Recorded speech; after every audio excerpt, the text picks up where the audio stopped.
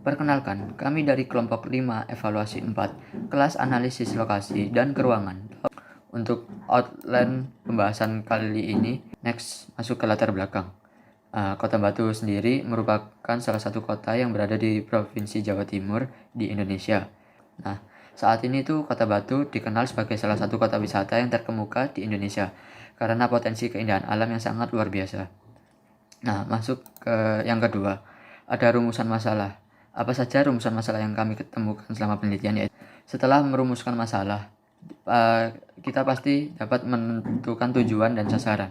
Ruang lingkup wilayahnya sendiri itu yang sama seperti judul, yaitu di Kecamatan Batu, Kota Batu. Nah, untuk lebih jelasnya, penelitian kami itu berada di Desa Oro-Oro Ombo sesuai dengan arahan dokumen RT/RW, yang mana Desa Oro-Oro Ombo ini merupakan salah satu pusat pengembangan wisata yang ada di Kecamatan Batu. Next masuk ke bagian tinjauan teori. Untuk di bagian kedua, paragraf ketiga, untuk pasal 46 di dokumen yang sama, itu telah ditujukan bahwa kawasan perdagangan dan jasa seluas kurang lebih 172,70 hektar, salah satunya meliputi perdagangan dan jasa di kawasan wisata. Jadi pemerintah Kota Batu itu akan merencanakan kawasan perdagangan dan jasa, salah satunya untuk menjadi wisata belanja di Desa Oro-Oro Ombo di Kecamatan Batu, Kota Batu. Nah, maka dari itu kami memilih wilayah tersebut sebagai wilayah untuk kita tentukan penentuan lokasi perdagangan dan jasanya, yaitu supermarket buah tangan. Nah, jika dipersingkat, teori loss itu menyatakan bahwa dalam penentuan lokasi itu mempertimbangkan yang pertama menitik beratkan dari sisi permintaan atau pasar. Nah, kemudian yang kedua itu mempertimbangkan lokasi penjual, itu dirasa sangat pengaruh terhadap jumlah konsumen yang dapat dikapainya.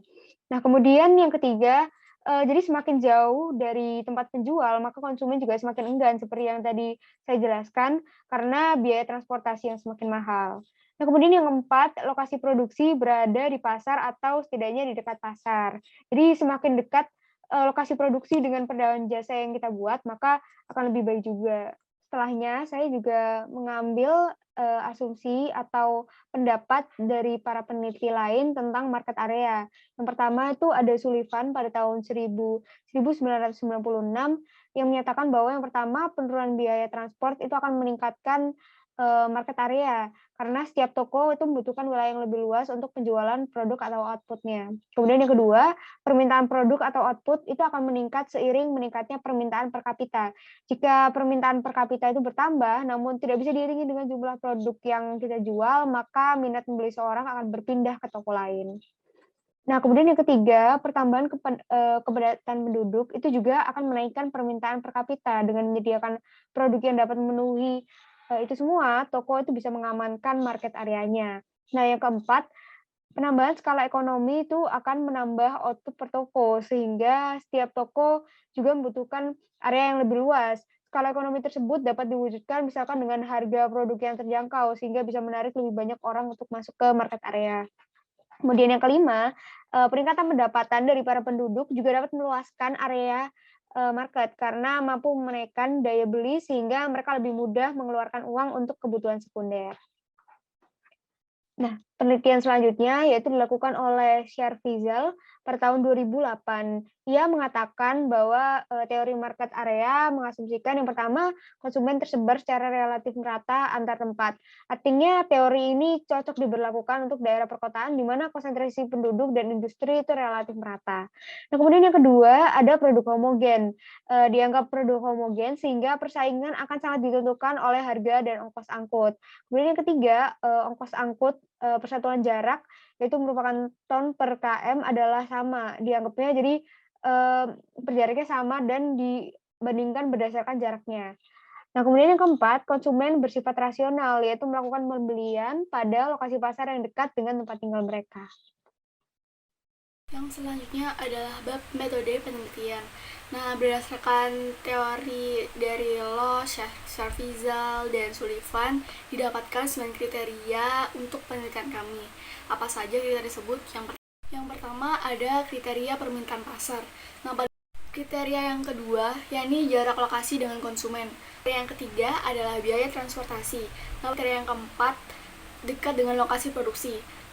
Yang kelima, ada kriteria persebaran penduduk yang merata. Kriteria yang keenam adalah persaingan dengan jenis data serupa. Kriteria yang ketujuh adalah kepadatan penduduk. Kriteria yang selanjutnya, kriteria yang ke-8 adalah harga produk yang dijual. Yang terakhir adalah kriteria pendapatan penduduk. Selanjutnya adalah teknik pengumpulan data. Nah, pada penelitian kami ini pengumpulan data dilakukan melalui 2 cara. Yang pertama ada studi kepustakaan dan yang kedua adalah pembagian kuesioner.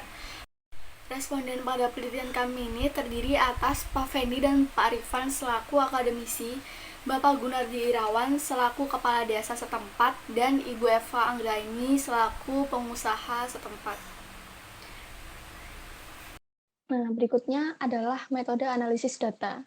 Jadi, pada penelitian kami menggunakan 2 metode analisis, yaitu analisis AHP atau Analytical Hierarchy Process, dan juga analisis TOPSIS atau Technique for Order Preference by Similarity to Ideal Solution. Yang pertama, analisis AHP untuk pembobotan kriteria.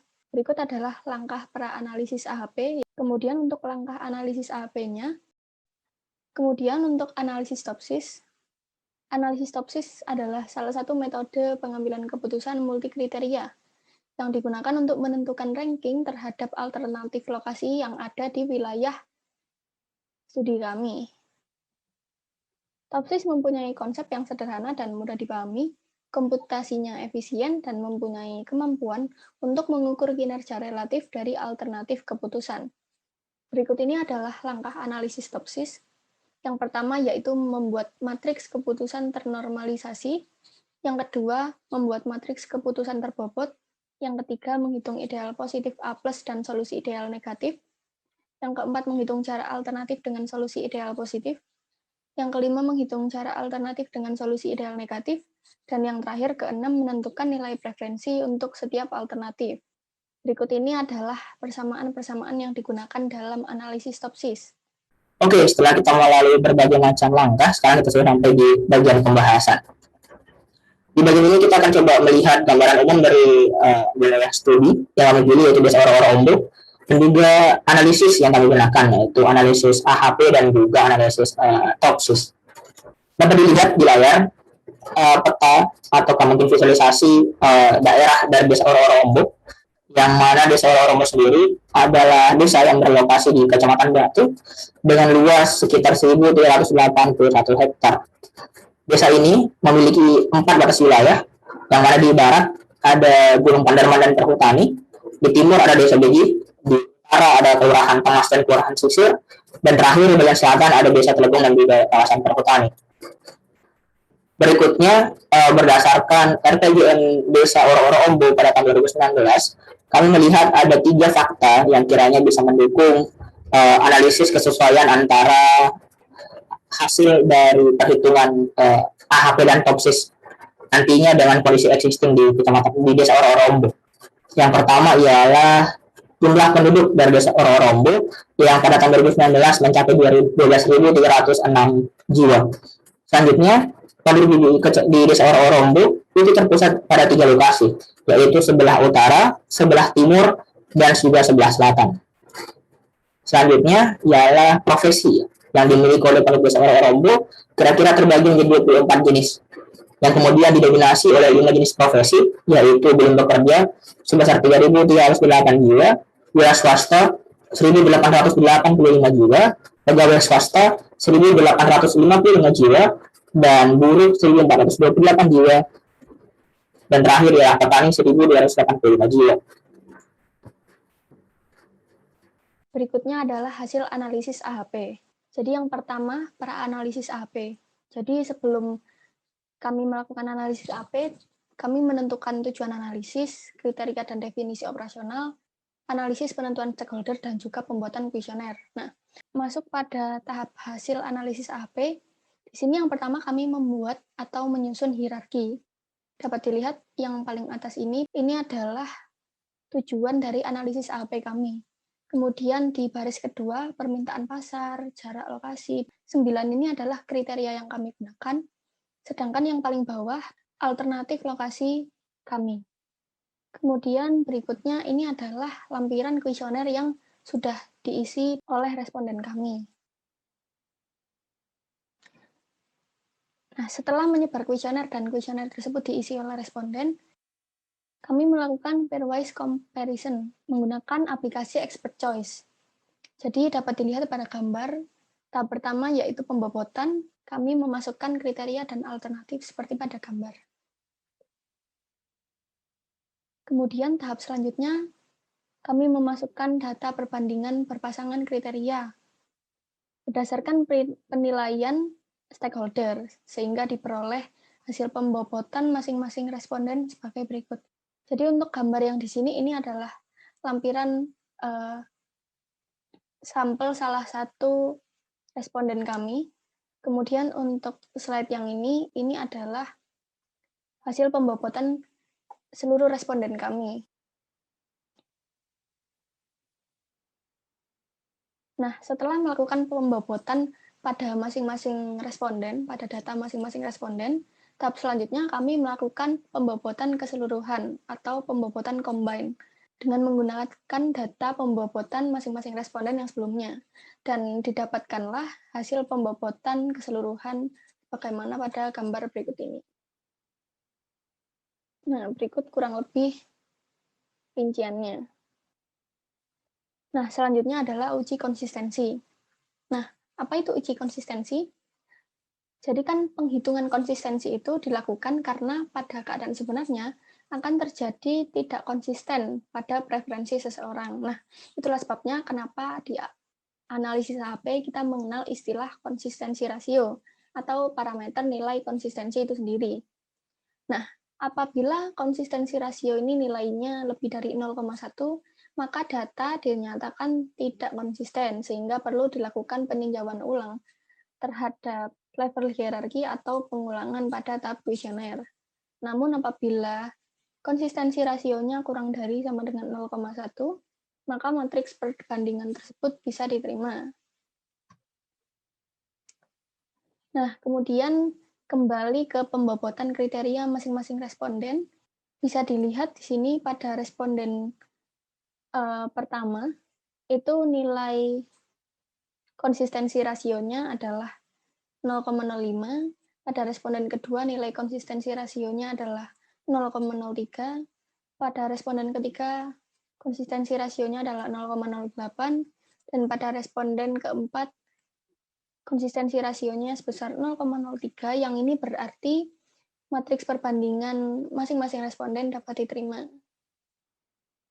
Kemudian untuk pembobotan kriteria keseluruhan, dapat dilihat juga bahwa konsistensi rasionya adalah 0,01, yang ini juga berarti bahwa matriks perbandingan kita bisa diterima. Yang kemudian pengolahan data bisa dilanjutkan. Nah, berdasarkan hasil pembobotan kriteria keseluruhan yang tadi, berikut adalah tabel kriteria dan bobot yang sudah urut dari kriteria yang bobotnya paling tinggi sampai kriteria yang bobotnya paling rendah. Dapat dilihat di sini bahwa kriteria dengan bobot yang paling tinggi adalah kriteria permintaan pasar dengan bobot 0,218. Nah, dari analisis AHP tadi kemudian dilanjutkan dengan analisis topsis. Pada analisis topsis ini, 9 kriteria tadi dibedakan atau diidentifikasi menjadi dua, yakni ada benefit dan cost. Apa sih benefit dan cost itu? Nah, benefit ini adalah jika nilai kriteria tersebut itu lebih besar, maka akan lebih bagus. Contohnya, pada kriteria pada penelitian kami yang termasuk benefit adalah yang pertama, permintaan pasar. Yang kedua, jarak lokasi dengan konsumen. Yang ketiga, dekat dengan lokasi produksi. Yang keempat, ada persebaran penduduk yang merata. Yang kelima, kepadatan penduduk. Dan yang keenam, pendapatan penduduk.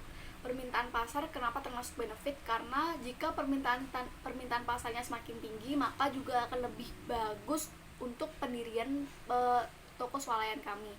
Sementara yang selanjutnya adalah cost.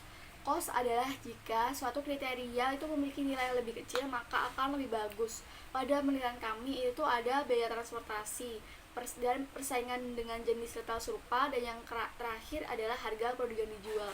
Misalnya saja jika biaya transportasinya lebih rendah atau lebih minimum akan lebih baik untuk toko swalayan kami karena untuk menghemat pengeluaran kami. Seperti itu. Pada penelitian kami ini, alternatif lokasi pertama dikodekan dengan A1 yakni Batu Naik Spektakuler. Lokasi kedua dengan kode A2 adalah Coban Putri.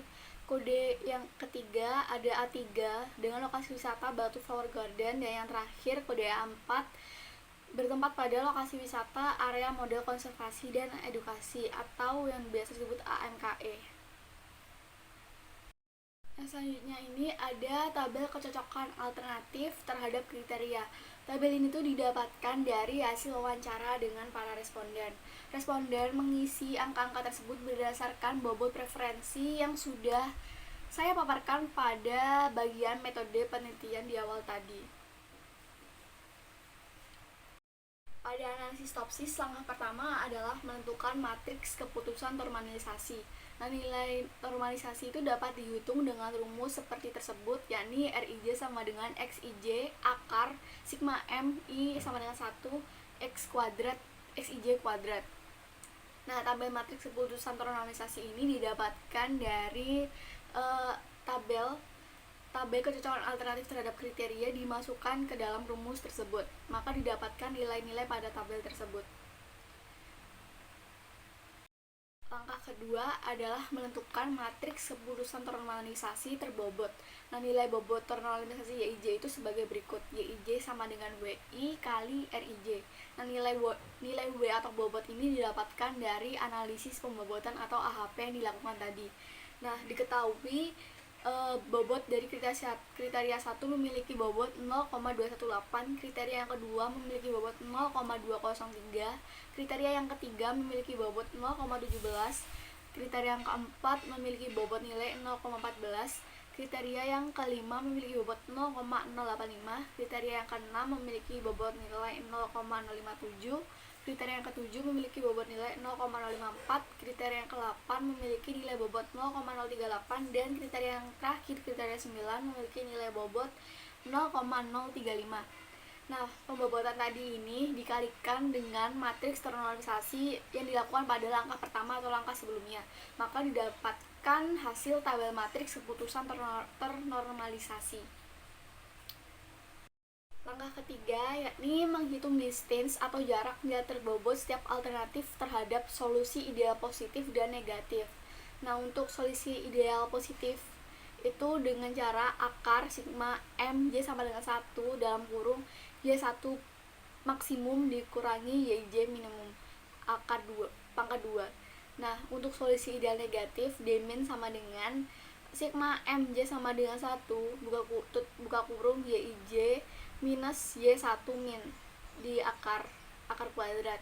Nah, berdasarkan rumus tadi itu didapatkan kalau nilai D plus, nilai solusi ideal positif alternatif pertama dengan nilai 0,039729, nilai alternatif kedua memiliki nilai 0,075593, alternatif ketiga memiliki nilai 0,00878, alternatif yang keempat memiliki nilai 0,036339. Sementara untuk solusi ideal negatifnya, alternatif pertama memiliki nilai 0,037673, alternatif kedua memiliki nilai 0,003512, alternatif yang ketiga memiliki nilai 0,076471, dan alternatif yang keempat memiliki nilai 0,041075. Langkah yang terakhir yakni langkah keempat, setelah kita menghitung distance atau jarak nilai terbobot, maka kita akan menghitung nilai preferensi dari setiap alternatif yang memiliki rumus VI sama dengan DI min dibagi DI min plus DI plus. Nah, nilai VI yang lebih besar itu menunjukkan bahwa alternatif tersebut lebih dipilih atau memiliki nilai ranking yang tertinggi. Diketahui pada penelitian kami ini, alternatif ketiga memiliki ranking paling tinggi dengan nilai preferensinya itu 0,988847. Alternatif kedua dengan ranking kedua yakni alternatif keempat memiliki nilai preferensi 0,530592, yang ranking ketiga ada alternatif yang pertama dengan memiliki nilai preferensi 0,486716, dan yang ranking terakhir adalah alternatif yang kedua memiliki nilai preferensi 0,04402. Berdasarkan analisis posisi di atas, maka bisa disimpulkan bahwa batu flower garden memiliki nilai tertinggi yakni sebesar 0,9867. Pada lokasi batu flower garden ini dipilih sebagai penentuan lokasi supermarket buah tangan penelitian kami. Yang kedua ada area model konservasi dan edukasi atau AMKE dengan nilai 0,530592, dan alternatif yang ketiga ada Batunas Spektakuler, dan yang terakhir adalah di Coban Putri.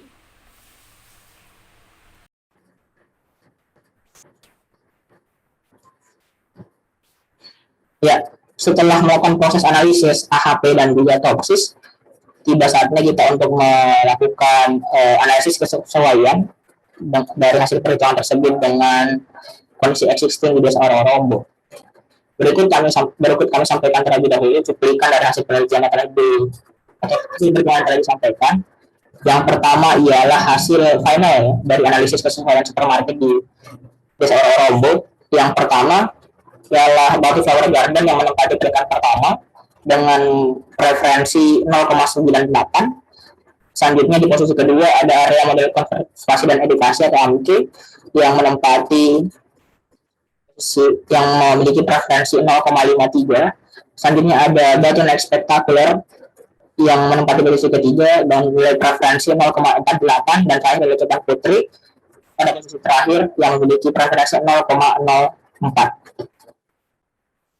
Selanjutnya juga ada hasil pembentukan dari kriteria-kriteria yang dipakai dalam penelitian ini. Kurang lebih ada 9 kriteria, yang mana kriteria tersebut setelah dibobotkan memiliki ranking sebagai berikut. Ranking pertama dipegang oleh permintaan pasar dengan bobot 0,218. Peringkat kedua ialah jarak lokasi dengan konsumen dengan bobot 0,203. Posisi ketiga yaitu kriteria kedekatan dengan lokasi produksi dan bobot 0,17.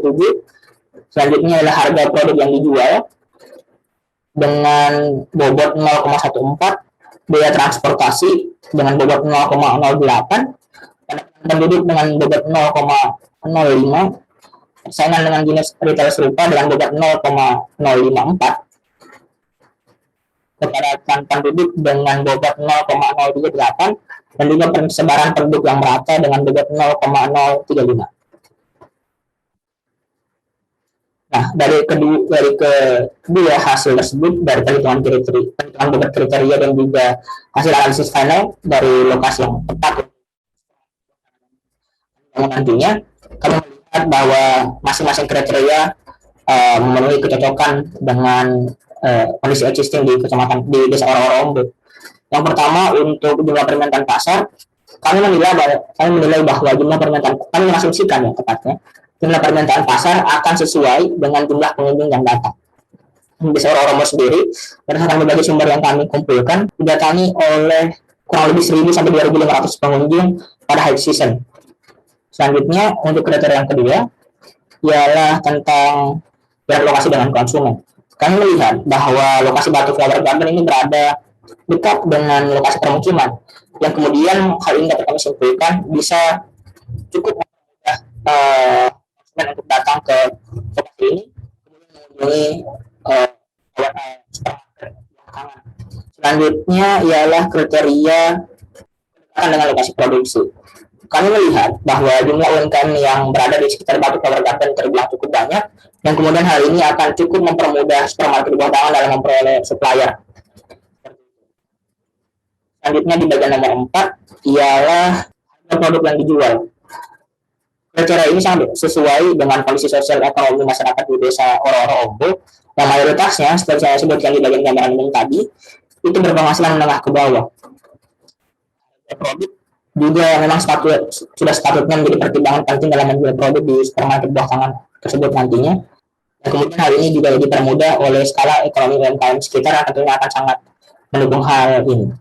Selanjutnya, poin yang kelima ialah biaya transportasi. Melihat jarak lokasi Batu Flower Garden yang dekat dengan lokasi permukiman, dan lokasi UMKM sudah tentu untuk biaya transportasi baik itu produk maupun konsumen nantinya akan cukup rendah.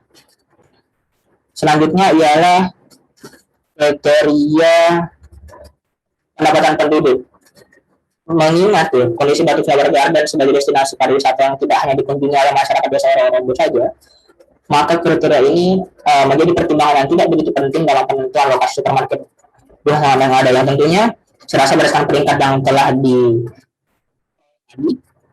uh, saya rasa sudah sesuai ya dengan kondisi existing di desa Orobo tersebut.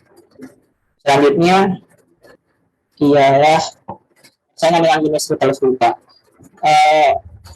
Menurut hasil pengamatan kami, di daerah di desa Orobo sendiri sangat minim sentra UMKM yang tentunya kriteria ini tidak terlalu mempengaruhi pemilihan lokasi. Selanjutnya ialah tingkat kepadatan penduduk desa Orobo yang menempati kriteria peringkat 9, peringkat ke-8 katanya, yang sudah tepat. Selanjutnya adalah tingkat kepadatan penduduk desa Orobo yang menempati peringkat ke-8, yang mana saya sangat sesuai dengan kondisi existing dikarenakan desa Orobo sendiri memiliki kepadatan penduduk yang sangat-sangat rendah, yaitu hanya 9 jiwa per hektar. Persebaran penduduk yang merata yang menempati kriteria yang ke-9. Menilik kondisi existing dari desa Orobo yang mana pusat-pusat kegiatan desa yang tidak tersebar merata menyebabkan kemudian kriteria ini sudah sesuai untuk tidak dipertimbangkan dalam analisis yang dilakukan nantinya. Berikut hasil analisis kesesuaian antara kondisi existing dan juga hasil penghitungan yang dilakukan oleh kami. Sekian, kita masuk ke bagian penutup. Nah, kemudian berlanjut ke bagian kelima, yaitu penutup berupa kesimpulan dan saran. Untuk kesimpulannya, dari kombinasi teori klasik Loss dengan penelitian Sullivan serta Sharfizal, penelitian ini menggunakan 9 kriteria pengaruh pemilihan lokasi. Nah, diantaranya ada permintaan pasar, jarak lokasi dengan konsumen, biaya transportasi, kedekatan dengan lokasi produksi, persebaran penduduk yang merata, persaingan dengan jenis retail serupa, kepadatan penduduk, harga produk yang dijual, serta pendapatan dari penduduk.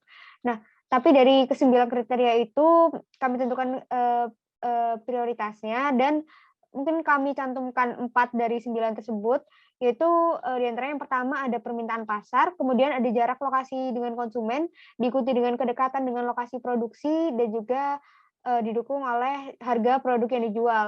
Nah, untuk 5 sisa kriterianya itu tetap digunakan dalam penghitungan ini, namun bobotnya tidak seberapa dibandingkan keempat kriteria tersebut. Nah, untuk urutan alternatif prioritasnya setelah diperoleh melalui hasil analisis Topsis, diketahui bahwa Batu Flower Garden menjadi alternatif kawasan wisata yang paling cocok untuk dibangun wisata belanja berupa supermarket buah tangan di desa Oro-Oro Ombo. Nah, Batu Flower Garden itu paling unggul pada kriteria permintaan pasar, yang tadi sudah saya katakan bobotnya itu tertinggi dibanding kriteria lainnya. Kemudian setelah ada Batu Flower Garden, terdapat alternatif kedua, yaitu area model konservasi edukasi atau AMKE, kemudian diikuti Batu Naik Spektakuler atau BNS, dan terakhir ada Coban Putri. Nah, berlanjut ke sarannya, jadi kami menyediakan 2 tipe saran, yaitu yang pertama bagi pelaku usaha, kemudian bagi penelitian selanjutnya, kemudian berlanjut ke bagian yang ke-6, yaitu lesson learned. Jadi kriteria pemilihan lokasi teori klasik market area yang dikemukakan oleh Loss itu mendapat ranking bobot yang tinggi pada hasil analisis HHP yang telah kami lakukan terhadap responden kami yang berupa stakeholder. Nah, bisa dilihat dari kotak-kotak warna kuning, kotak-kotak kriteria tersebut itu merupakan kriteria pemilihan lokasi dari teorinya Loss. Nah, jadi dari sini setidaknya pernyataan Loss mengenai faktor yang mempengaruhi market area masih relevan untuk pemilihan lokasi supermarket buah tangan di penelitian ini. Nah, teori tersebut juga sebenarnya cukup mirip dengan teori klasik hoteling karena mereka sama-sama digunakan untuk penentuan lokasi retail. Namun, teori hoteling lebih berfokus kepada persaingan antar pelaku usaha dengan memperebutkan konsumen untuk masuk ke market areanya. Nah, dari hasil ranking prioritas itu persaingan dengan retail serupa menjadi kriteria prioritas ke-7 dari 9, jadi prioritas ke-3 dari akhir. Maka penentuan lokasi wisata belanja supermarket buah tangan di penelitian ini lebih cocok menggunakan kriteria teori klasik loss.